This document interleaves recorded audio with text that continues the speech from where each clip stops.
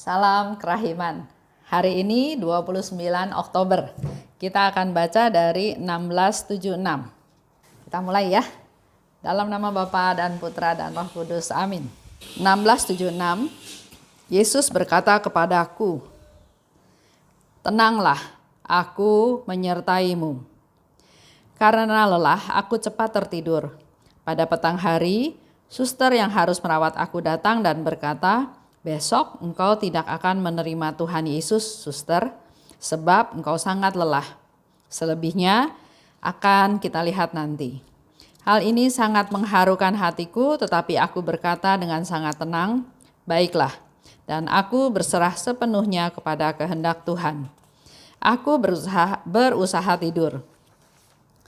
Pada pagi hari aku membuat meditasiku dan mempersiapkan diri untuk menyambut Komuni Kudus, meskipun aku seharusnya tidak menerima Tuhan Yesus. Ketika cinta dan keinginanku sudah mencapai puncak yang tinggi, aku melihat di samping tempat tidurku sosok serafim yang memberiku Komuni Kudus sambil mengucapkan kata-kata ini, 'Inilah Tuhan para malaikat.' Ketika aku menerima Tuhan, rohku tenggelam dalam kasih Allah dan dalam pesona. Ini terulang selama 13 hari meskipun aku tidak pernah yakin apakah Ia akan membawakan aku Komuni Kudus pada hari berikutnya. Tetapi aku percaya sepenuhnya kepada kebaikan Allah. Meskipun demikian, aku tidak berani berpikir bahwa aku akan menerima Komuni Kudus dengan cara ini pada hari berikutnya. Serafim itu diliputi suatu cahaya yang cemerlang. Keilahiannya dan kasih Allah tercermin dalam dia. Ia mengenakan jubah keemasan dan di atasnya suatu superpli yang transparan dan stola yang juga transparan. Siborinya terbuat dari kristal, ditutupi dengan kain yang transparan. Begitu selesai memberikan Tuhan kepadaku, ia menghilang." Ya, dari 1676. Yesus katakan, "Tenanglah, aku menyertaimu." Waktu itu diceritakan, Suster Faustina itu sudah sangat kelelahan. Ada di rumah sakit, nggak berdaya, sehingga seorang suster yang berjaga di sana, itu namanya Suster Dawida Kedro, bilang bahwa besok kamu nggak terima komuni. Sampai kapan? Nanti dilihat lagi nanti ya. Tapi waktu itu Suster Faustina tenang-tenang aja ya. Dia bilang, "Baiklah." Jadi nggak membantah, nggak ngotot. Dia bilang, "Oke, baiklah. Aku berserah sepenuhnya pada kehendak Allah." Jadi di sini ada ketaatan, nggak memaksakan kehendak. Padahal keinginannya itu adalah sesuatu yang baik ya. Nah, kita juga lihat dengan masa COVID sekarang ini. Buat teman-teman yang mulai cemas, yang mulai putus asa, yang mulai kesepian, yang mulai nggak tahan di rumah aja, yang mulai banyak saya mendengar banyak masukan, banyak keluhan. Waduh, sampai kapan ini seperti ini? Bagaimana masa depan saya? Saya harus jadi bagaimana dan seterusnya. Mari kita belajar juga dari Suster Faustina. Pada saat itu dia di rumah sakit dengan sakit berat, dengan sangat lemah. Tapi Yesus katakan, "Tenanglah, aku menyertaimu." Jadi ini pun adalah taraf iman kita diuji. Apakah kita tetap percaya pada Tuhan? Apakah kita tetap mengandalkan Tuhan? Apakah betul percaya bahwa Yesus bilang, "Tenanglah, aku menyertaimu." Lanjut ya. Keesokan harinya, walaupun sudah dikasih tahu dia tidak akan menerima komuni, tapi Suster Faustina tetap punya niat, punya semangat, punya keinginan, punya intensi ya untuk mempersiapkan diri untuk menerima komuni.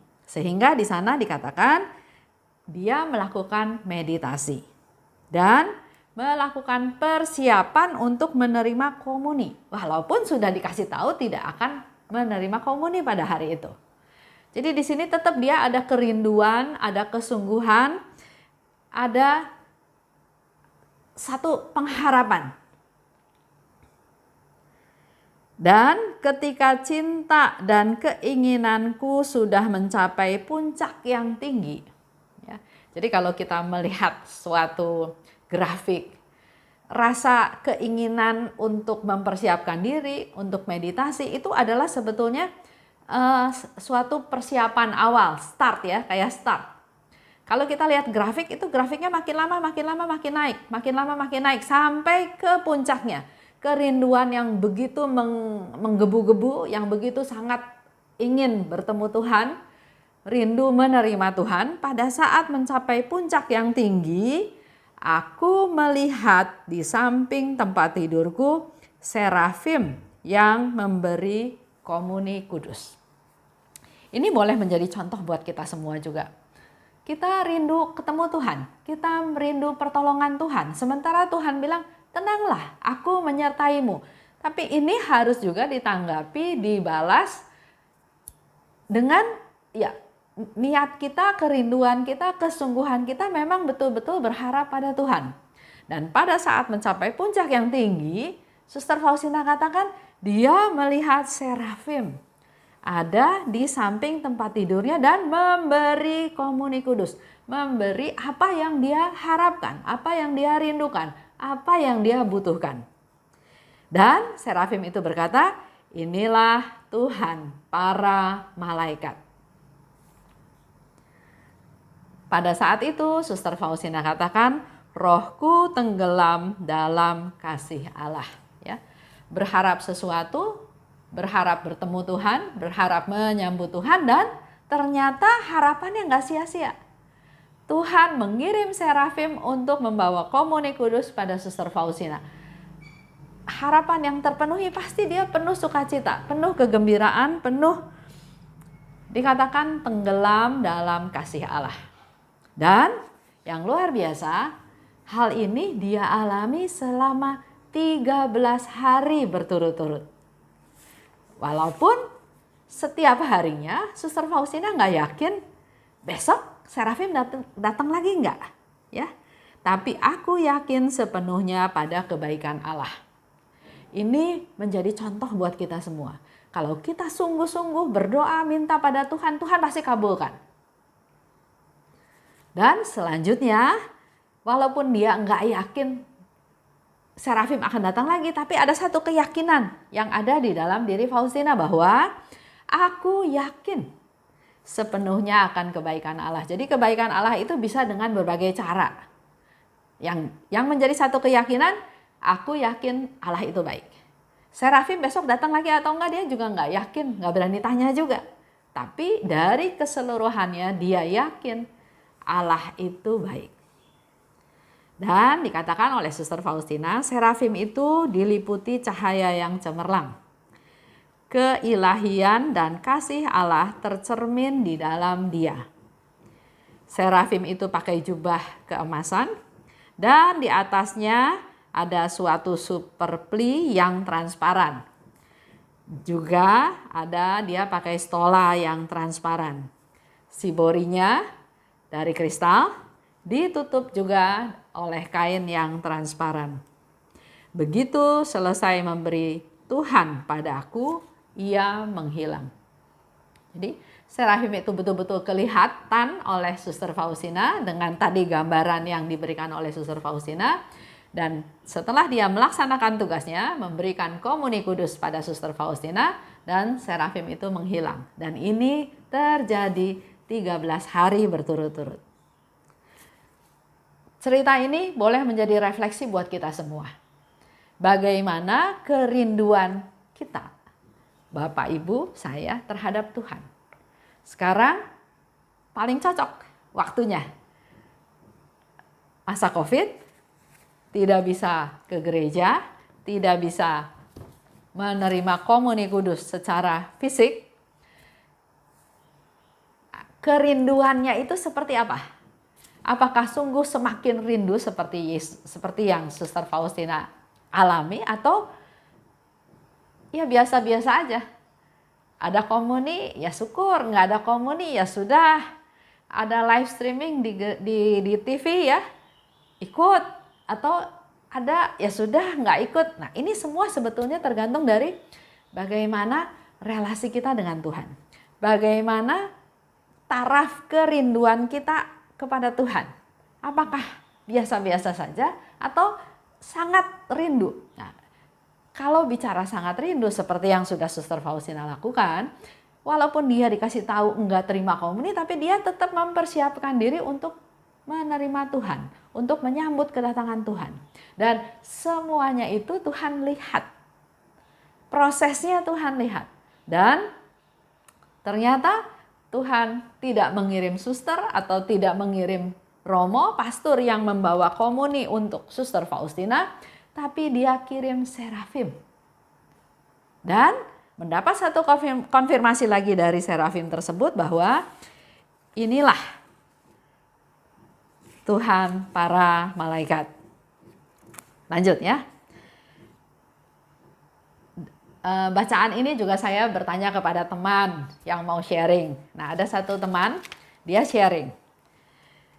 Dia melakukan persiapan diri dengan doa, melakukan renungan dan menyambut tubuh dan darah Kristus yang biasa dilakukan dalam perayaan Ekaristi. Dan sesudah komuni, Tuhan hadir. Dia sering dapat permenungan tentang penderitaan Yesus di salib. Sehingga dia lebih mau menyerahkan kehidupan ini sepenuhnya untuk melaksanakan rencana dan kehendak Allah. Jadi Yesus menderita, disiksa, sampai wafat di kayu salib. Oleh teman saya ini menjadi suatu masukan bahwa saya mau jadi alatnya. Saya mau melaksanakan rencana Allah. Saya mau melaksanakan kehendaknya supaya kehendaknya terlaksana. Nah, timbul pertanyaan, apa yang harus saya lakukan untuk menyenangkan Tuhan? Di dalam permenungannya, dia terbayang orang-orang yang menderita sakit.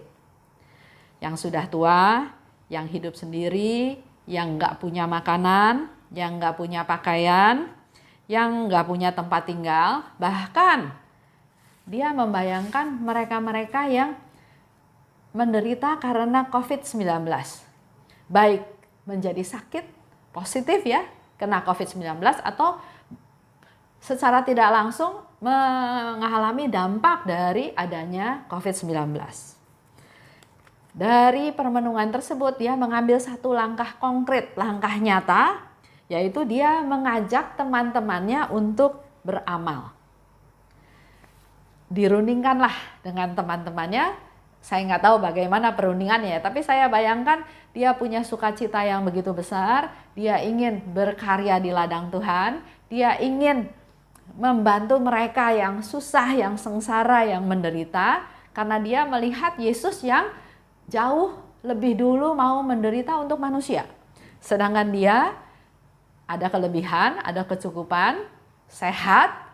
Dia mengajak teman-temannya untuk ayo kita sama-sama menjadi perpanjangan Tuhan untuk memperhatikan mereka yang menderita, yang sengsara, yang tua, yang seterusnya ya. Akhirnya terkumpullah dia dengan teman-temannya melayani kurang lebih 20 keluarga.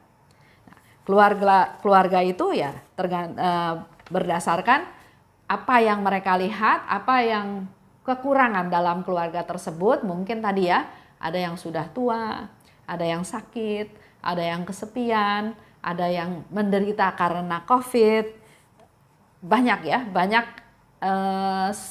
alasan yang bisa mereka pakai untuk mereka berbelas kasih kepada orang sekitar. Sehingga mereka melayani 20 keluarga.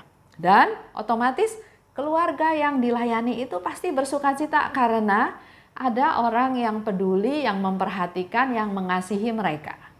Sekaligus dia dan teman-temannya juga merasa bersukacita karena dia bisa menjadi perpanjangan tangan Tuhan. Tuhan hadir dalam diri mereka, ya. Membawa Tuhan yang hadir itu kepada mereka yang membutuhkan. Ini sharing dari seorang bapak, ya, namanya Pak Everson. Dia men-sharingkan apa yang dia alami dalam masa seperti sekarang ini. Semoga sharing ini juga menguatkan kita semua yang barangkali tadinya masih fokusnya keluarga saya, sekitar saya.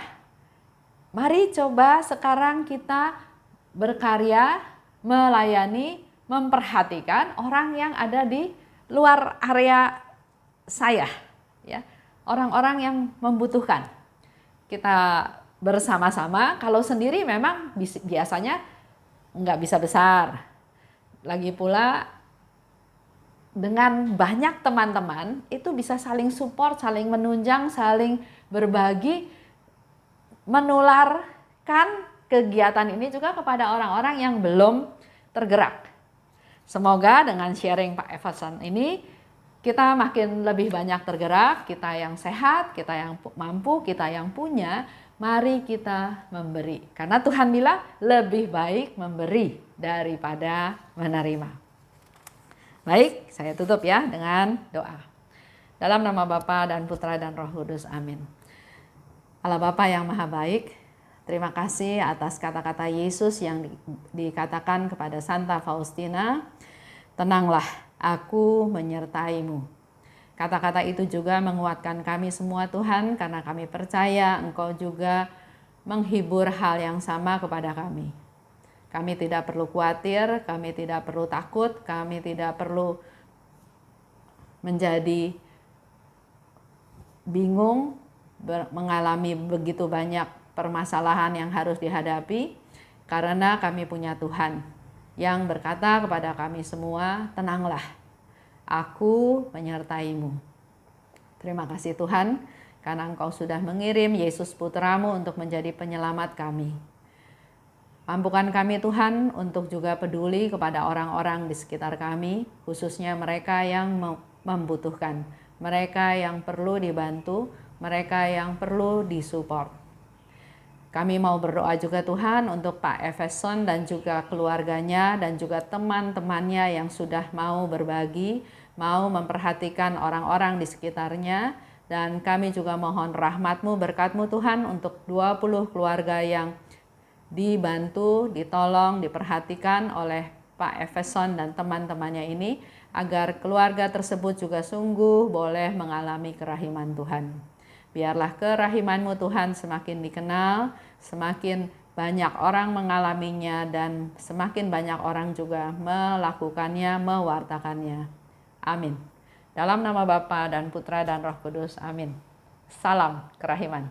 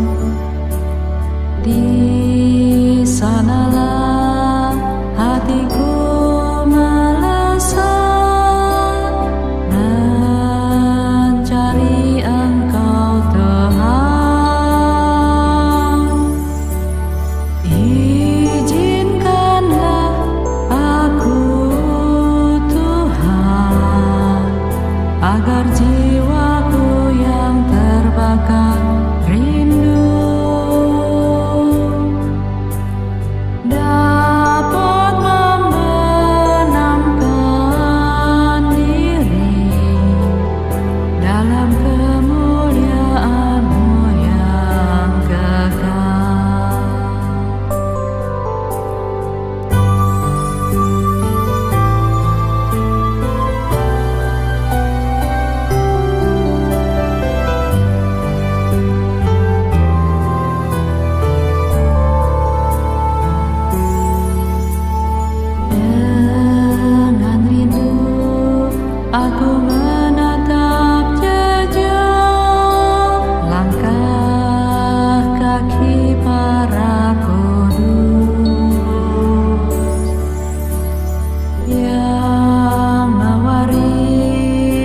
teruskan teladannya dan nasihat yang mulia.